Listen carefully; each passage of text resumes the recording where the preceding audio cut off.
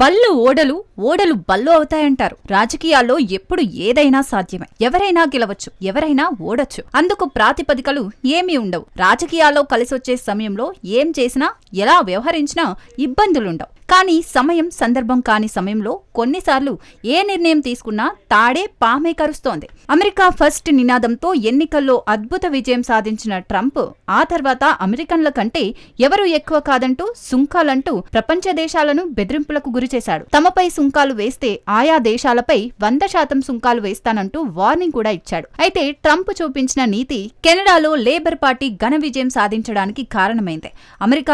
America ఎలా ఫస్టో Canada వాసులే first. ఇదే సిద్ధాంతం ఆధారంగా ఎన్నికల్లో గెలిచిన లిబరల్ పార్టీ ఇప్పుడు మరోసారి అధికార పగ్గాలు చేపడుతోంది.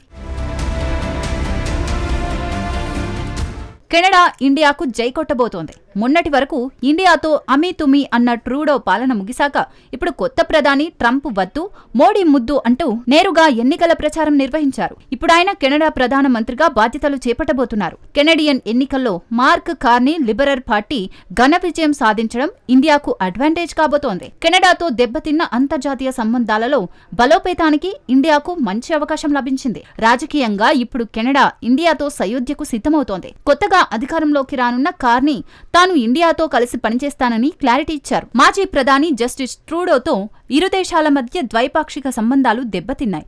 అయితే ఎన్నికల ప్రచారంలో తాము తిరిగి అధికారంలోకి వస్తే ఇండియాతో సంబంధాలను బలోపేతం చేస్తానని కార్నీ ప్రకటించారు. కెనడా ఏం చేయాలని చూస్తుందో అదే ఆలోచన సరళి ఉన్న దేశాలతో తమ సఖ్యత కొనసాగుతుందని కార్నీ ప్రకటించారు. ఇండియాతో సంబంధాలను పునర్నిర్మించుకోవడానికి అవకాశాలున్నాయన్నారు. ఆ వాణిజ్య సంబంధం చుట్టూ విలువల ఉమ్మడి భావన ఉండాలన్నారు. ప్రధానిగా ఎన్నికైతే తాను ఇండియాతో కలిసి పనిచేస్తానని ఆయన స్పష్టం చేశారు. 2023 జూన్లో బ్రిటిష్ కొలంబియాలోని సర్రేలోని గురుద్వారాలోపం కెనడా పౌరుడు ఖలిస్తానీ ఉగ్రవాది హర్దీప్ సింగ్ నిజ్జర్ హత్యలో భారతీయ ఏజెంట్లు ఉన్నారని ట్రూడో ఆరోపణలతో ఇరు దేశాల మధ్య అగ్గిరాజుకుంది.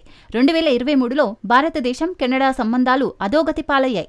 2024 అక్టోబర్లో కెనడా 6 భారతీయ దౌత్యవేత్తలను బహిష్కరించడంతో ఉద్రిక్తతలు ముద్రికాపాయన పడ్డాయి. నిజ్జర్ హత్యలో ప్రమేయాన్ని ఇండియా నిర్గర్వంగా తిరస్కరించింది. ఆరోపణలను నిరాధారమైనవిగా ఖండించింది. దీంతో రెండు దేశాలు రాయబారులను బహిష్కరించడానికి, వాణిజ్య చర్చలను స్తంభింపచేయడానికి కారణమైంది.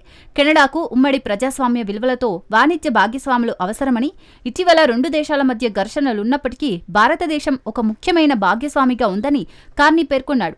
విదేశాలలో ఖలిస్తానీ శక్తులకు మద్దతు ఇవ్వడం, ముఖ్యంగా ర్యాలీలు, సోషల్ మీడియా ప్రచారం, నిధుల సేకరణ నెట్వర్క్ల రూపంలో భారతీయ భద్రతకు ముప్పుగా ఇండియా భావిస్తోంది. ట్రూడోలో భారతీయ ఆందోళనపై చర్య తీసుకోవడానికి ఇష్టపడని నాయకుడిని చాలా మంది విమర్శించారు. ముఖ్యంగా సిక్కు వేర్పాటువాదులు హిందూ దేవాలయాలను ధ్వంసం చేయడాన్ని హైలైట్ చేశారు. కెనడాకు వలస వచ్చిన వారిలో భారతదేశం అతిపెద్ద వనరులలో ఒకటి. విదేశీ భారతీయులు ఇండియా కెనడా సమాజం దాదాపు 28 లక్షలు. తాత్కాలిక కార్మికులు, విద్యార్థులు, పర్మనెంట్ రెసిడెంట్స్ వీరిలో ఉన్నారు. కెనడాలో 4,27,000 కంటే ఎక్కువ మంది విద్యార్థులు చదువుకుంటున్నారు. కెనడా విద్య, లేబర్ మార్కెట్లో భారతీయులు కీలక పాత్ర పోషిస్తున్నారు. ట్రూడో పాలనలో దౌత్య స్థాయిలో సంబంధాలు దెబ్బతిన్నాయి. కానీ భారతదేశం నుండి వలస ఎక్కువగానే కొనసాగాయి. కానీ ఈ విధానాన్ని కొనసాగించాలని భావిస్తున్నారు.